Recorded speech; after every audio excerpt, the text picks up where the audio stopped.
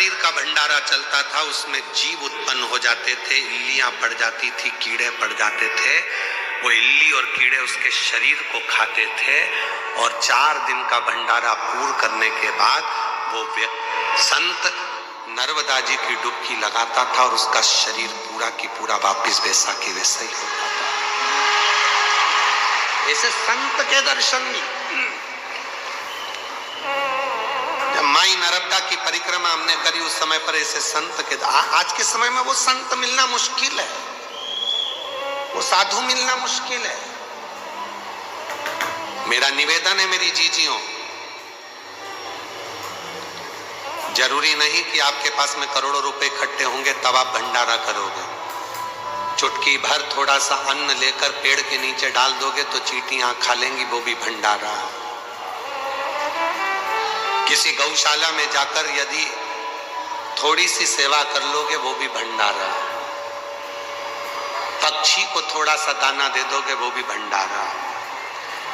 तालाब में पड़ी हुई बहुत सारी मछलियां हैं, घर से थोड़ा सा अन्न भाग ले जाकर उन मछलियों को दे दोगे वो भी भंडारा है। भंडारा तो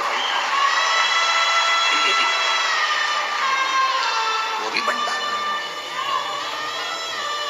मानो तो मैं गंगा मां हूं और ना मानो तो बहता पानी। जिसने शिव महापुराण की कथा को समझ लिया उसकी जिंदगी सार्थक हो गई।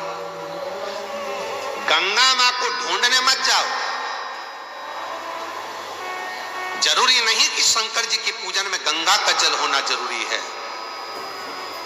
शंकर की पूजन में गंगा का जल भले ना हो पर गंगा जैसी पवित्रता शिव की पूजन में जरूर होना चाहिए।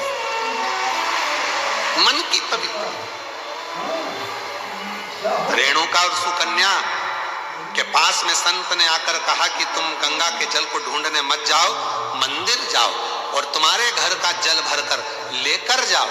तुम्हारे घर का जल जब शिव जी पे चढ़ेगा, चढ़ते ही वो अपने आप गंगा जल बन जाएगा। उस पे चढ़ा और गंगा जल। गंगा मैया आई, अविरल बहती बहती बहती बहती। कौन उनको रोके? शंकर भगवान ने अपनी जटा में गंगा जी को लाकर विराजमान कर दिया। गंगा जी शिव जी की जटा में जाकर बैठ गई और जटा में जाकर जब गंगा जी बैठ गई तो गंगा जी के मन में भी एक बार अहंकार आ गया था। स्वयं मां गंगा ने भगवान विष्णु जी के पास जाकर कहा, विष्णु जी के पास जाकर कहा कि मैं गंगा सारी नदियों में सर्वश्रेष्ठ गंगा, पवित्र गंगा, मैं पवित्र, सारी नदियों में सर्वश्रेष्ठ गंगा, मैं पवित्र गंगा।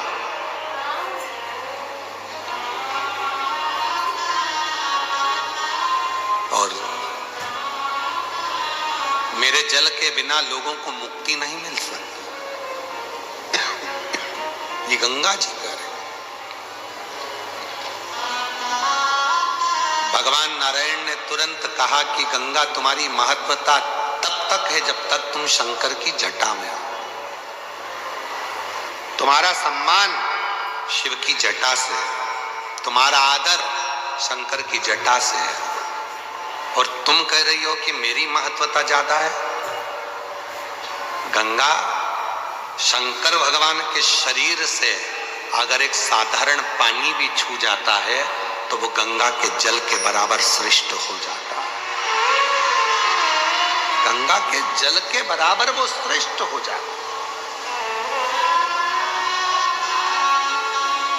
तब भगवान विष्णु ने कहा, देखो गंगा, अब तुम्हें मैं एक लीला का दर्शन कराता हूं। शंकर भगवान के शरीर में से तेज पुंज से, तप से, साधना से एक पसीने की बूंद बह निकली। गंगा, बताओ, किसी शरीर में से पसीना निकलता है तो वो अच्छा होता है कि बुरा होता है? बोलो मुंबई वालों, पसीना शरीर का अच्छा होता है कि बुरा होता है? बुरा होता है ना। ये पसीने की गंध आ रही है, पसीना है। अगर ज्यादा शरीर में पसीना आए तो कौन तुम्हारे पास में बैठे? शरीर के पसीना बदबू मारे तो कौन तुम्हारे बाजू में बैठे? गंगा, तुम बताओ, शरीर का पसीना कैसा होता है? गंगा जी कहने लगी पसीना तो अच्छा नहीं होता, शरीर का पसीना तो गंध मारता है, बदबू देता है, ये तो ठीक नहीं है। तो गंगा अब देखो शरीर के पसीने का फल क्या है। शंकर भगवान ने तप करा, तप करते से ही शिव जी के शरीर से पसीना बह निकला। वो पसीना जो बह निकला शंकर के शरीर से बह निकला तो वो पसीना सामने आकर खड़ा हो गया। उस पसीने ने एक स्त्री का रूप ले लिया जिसका नाम सरिता हो गया। सरिता ने हाथ जोड़ लिया, मैं कहाँ जाऊं, क्या करूं? शंकर भगवान कहते हैं तू चिंता मत कर, मेरे शरीर से निकली है ना, तुझे चिंता करने की जरूरत नहीं है। ब्रह्मा जी के कमंडल में जाकर बैठ जा, जब मैं तुझे बुलाऊंगा तब पृथ्वी पर कल्याण करने के लिए आ जाना। ब्रह्मा जी के कमंडल में जाकर वो सरिता बैठ गई, नारवद्य के अंदर जाकर बैठ गई।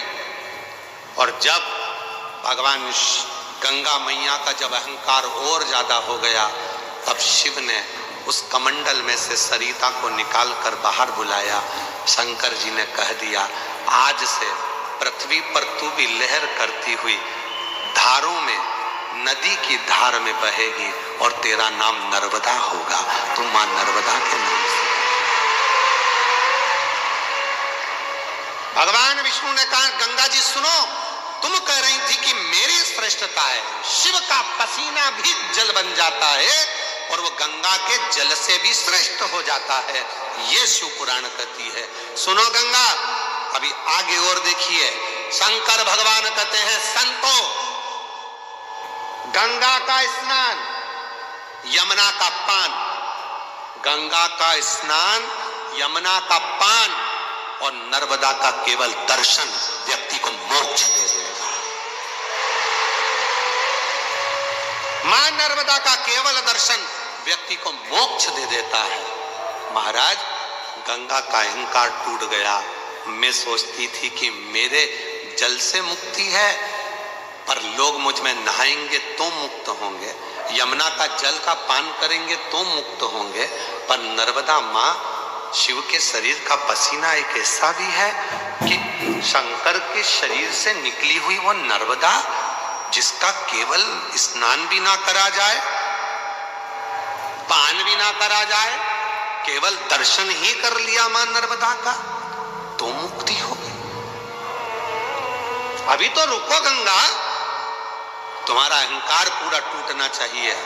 गंगा तुम्हारे कंकर शंकर नहीं मान्य होंगे,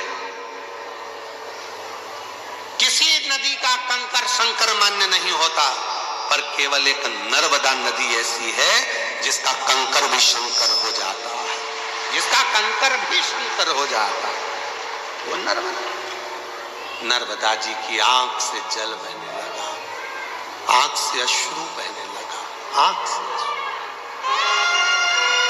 अश्रु, नयन से जल।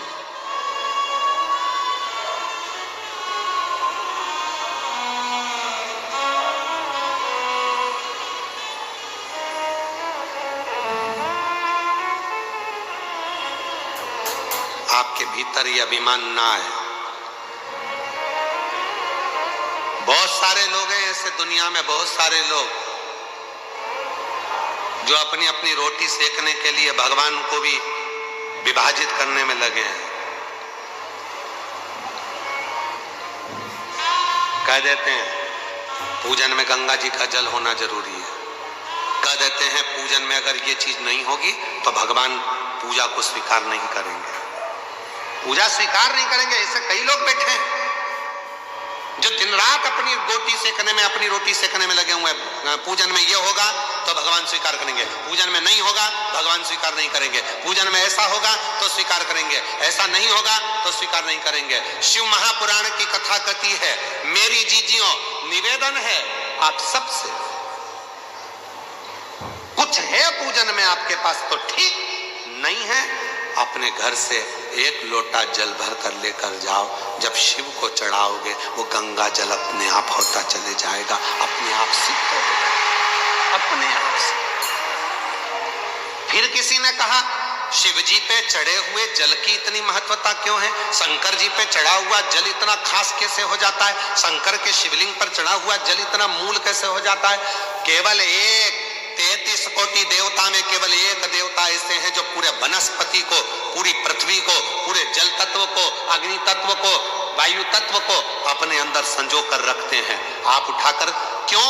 एक लोटा जल चढ़ाने से राहु ठीक हो जाता है, एक लोटा जल चढ़ाने से केतु ठीक हो जाता है, शनि ठीक हो जाता है, बुध ठीक हो जाता है, मंगल ठीक हो जाता है, बृहस्पति ठीक हो जाता है, नवग्रह देवता सब शंकर के जल से ठीक हो जाते हैं। क्या है ऐसा कि शंकर का जल चढ़ते से वो औषधि बन जाता है? शिव जी पे जल चढ़ा, उसको पियो, वो औषधि का काम करता है। आखिर उस जल में ऐसा क्या हो जाता है? तो शंकर भगवान का पूरा विग्रह देखिए। शिव के मस्तक पर जटा में कौन बैठी है? जम के बोलो, गंगा मां।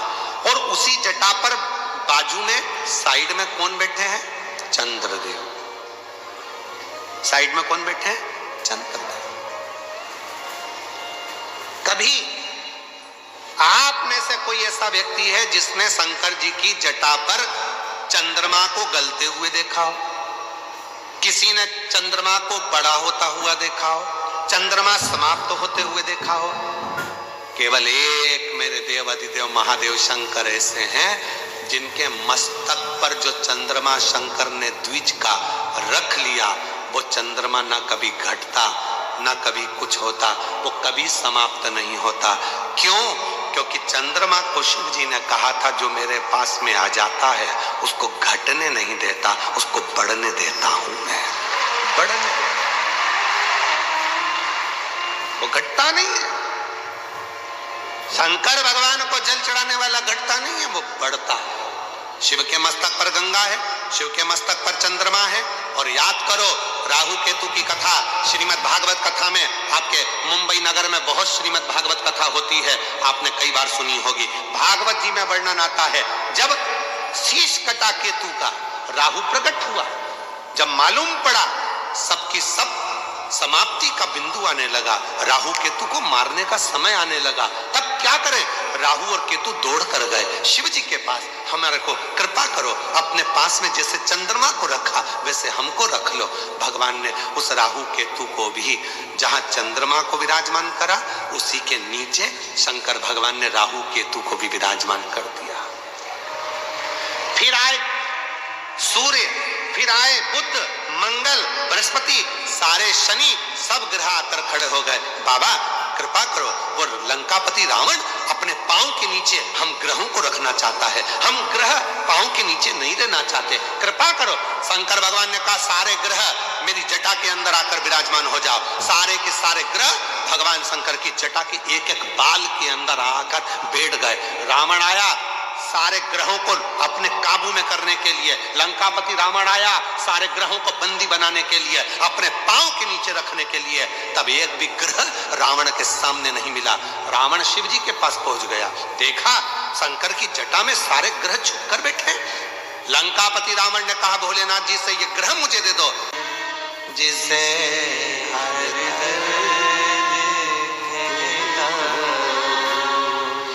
दुनिया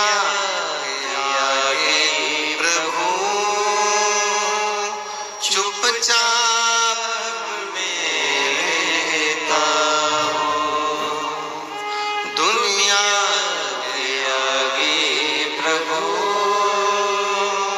चुपचाप में रहता हूँ। मेरा तू ही तो हमदर्द है, जिसे हर दर्द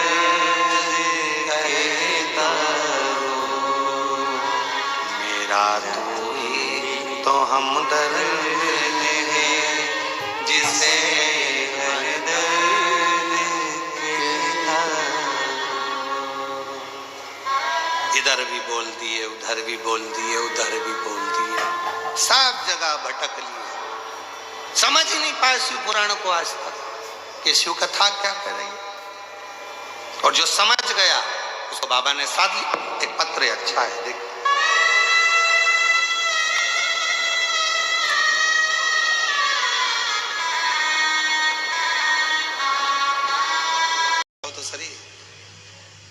जरा बाजू में, और थोड़ा सा पास कर दो तो सबको नजर आ जाएगा। ठीक क्या? शंख पुष्पी, अपारिजात भी बोला जाता है इसको। ठीक है, हर हर विराजो विराजो। तो एक पुष्प अपन कहते हैं, हमारे भगवान देवादिदेव महादेव को, भगवान शंकर को बड़ा प्रिय है ये पुष्प। अब किसी से पूछा जाए, आप कह रहे हो कि शंकर भगवान को ये नीला फूल, ये शंख पुष्पी भगवान शिव को इतनी प्रिय क्यों है, भगवान शंकर को इतनी प्रियता क्यों है? कोई से पूछे तो वो बताए चाहे ना बताए, पर शिव महापुराण का संवाद कर रहे। कंठ में स्वयं मां जगत जननी ने 10 विद्या में से एक मां को याद किया, और मां तारा का एक स्वरूप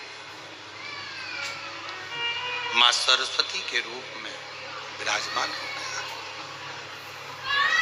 कंठ में रहने से विष की तपन के कारण, कंठ में रहने से विष की तपन के कारण उनका स्वरूप नीला पड़ गया।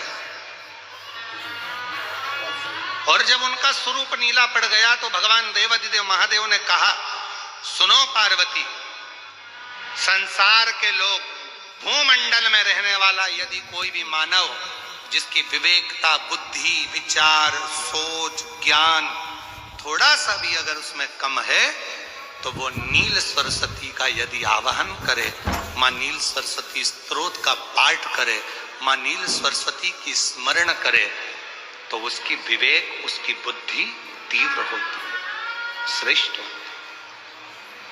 और सुनो पार्वती, यदि मान लो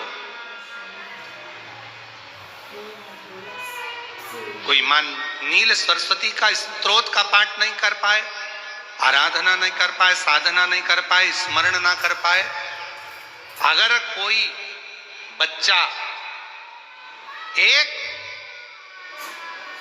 शंख पुष्पी पुष्प को समर्पित कर कर जलाधारी पर, और एक लोटा जल यदि वो समर्पित करता है और उस जल का आचमन कोई बच्चा नित्य प्रति करता है, तो वो बच्चा धीरे धीरे विद्वत्ता धारण करता ही जाता है। जो याद करता है वो भूलता नहीं।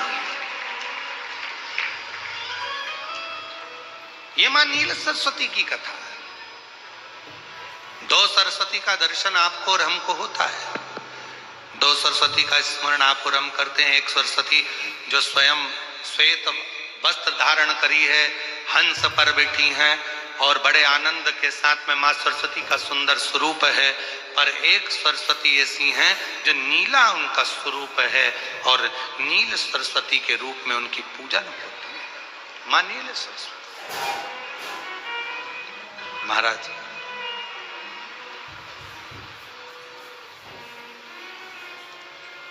जैसे कोई कोई बच्चे ऐसे होते हैं कि जन्म लेने के बाद में उनकी राल टपकती रहती है, विद्वान नहीं हो पाते, पलंग पर पड़े रहते हैं, पांव हाथ काम नहीं करते हैं, और डॉक्टरों का इलाज चलता रहता है पर वो रिटर्न नहीं आ रहा है। ये इनको बढ़ाओ ना। बच्चों की मुख से राल टपकती रहती है, विद्वत्ता नहीं रहती, माइंड थोड़ा सा कमजोर होता है, और शरीर भी उनका थोड़ा शिथिल रहता है शरीर। तो कई लोग कह देते हैं कि ये बच्चा थोड़ा जल्दी जन्म ले लिया इसलिए ऐसा हो गया, प्रीमेच्योर हो गया, ऐसा हो गया, वैसा हो गया। दवाइयाँ भी चलती हैं, इलाज भी चलता है, पर उसका कोई लाभ नहीं मिल पाता, और वो बच्चा पलंग पर पड़ा रहता है, राल टपकती रहती है, बुद्धि काम नहीं करती। छोटे छोटे, भले वो 20 साल का हो गया, पर 8-10 साल के बच्चों जैसी उसमें विवेकता होती है, बुद्धि होती है। मेरा निवेदन है उन माताओं से, थोड़ी मेहनत आपको करना पड़ेगी उस बच्चे के लिए। अष्टमी, नवमी और चतुर्दशी, 3 तिथियां पकड़ कर रखो। कौन कौन सी? जम के बोलो। अष्टमी, नवमी, चतुर्दशी। ये 3 तिथियां ऐसी हैं, चतुर्दशी अमावस्या की भी और चतुर्दशी पूर्णिमा की।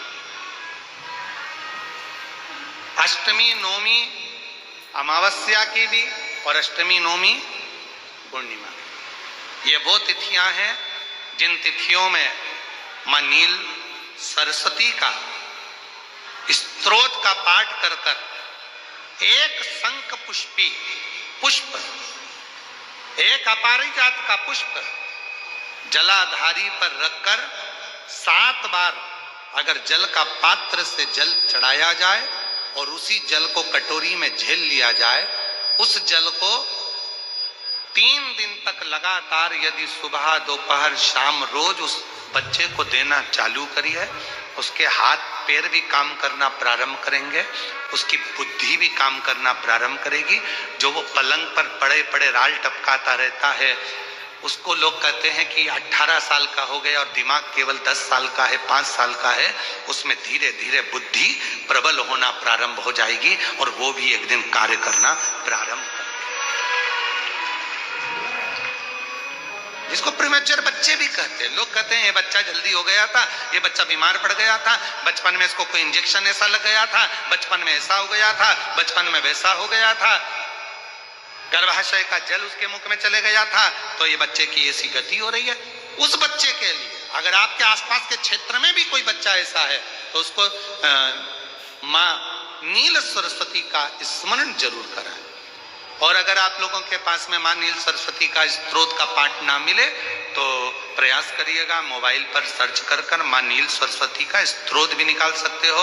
बाजार में से गीता प्रेस गोरखपुर की किताब में भी ला सकते हो, पढ़ भी सकते हो, घर में उसका स्तोत्र का पाठ भी कर सकते हो। मां नील सरस्वती स्तोत्र का स्मरण और बड़े भाव के साथ करें स्मरण।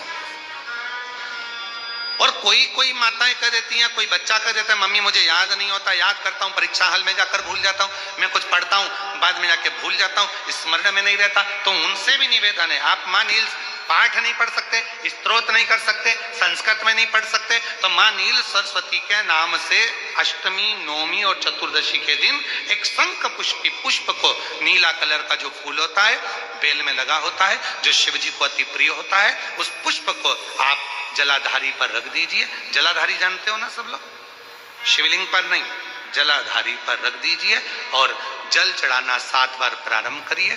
बाबा देव अधिदेव महादेव आपको याददाश्तता में प्रवर करेगा। परीक्षा हॉल में जितना तुम याद कर कर गए हो, अच्छी मेहनत कर कर गए हो, तो भूलोगे नहीं, तुम्हारी बुद्धि तीव्र होती चली जाएगी, प्रबल होती चली।